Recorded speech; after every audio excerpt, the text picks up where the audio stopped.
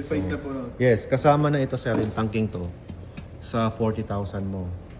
Ngayon, lahat ng tubig, ito sa tap water mo, kukonekta namin tong hose na to. Ito yung fittings niya kasama, pati spanner, pambaklas ng membrane, ng filter, andyan kasama na yan. Tapos, ang mangyayari boss, dadaan dito yung tubig sa sediment filter, carbon block, tapos pupunta sa motor, dadaan sa membrane, tapos itatanggalin po yung taste odor removal po natin, and then mag-split po siya dito, pupunta dito, may imbak dito yung tubig. Tingnan mo, kalaki niya no.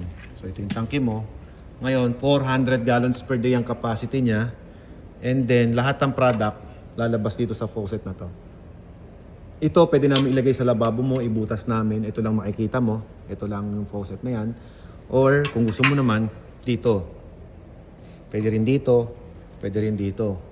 So, nakatap yan. Saktong-sakto. Kapag nakalawit po yan ganyan, diretso na po kayong makakaigib ng tubig dito, for example. Oo. Ngayon, sa 400 gallons per day capacity, boss, buong angka nyo, kaya nyo painumin yan. Diba? Pwede nyo itap sa yeluhan, kung may yeluhan kayo. Ayan. May reject water din to kasi reverse osmosis. Ito yung reject water niya. Dito tatapon yung maruming tubig. At yung malin sa tubig, pupunta dito para ma-imbak. Tapos dito naman yung finished product mo para malakas yung tulo. Ayan. 400 gallons per day capacity.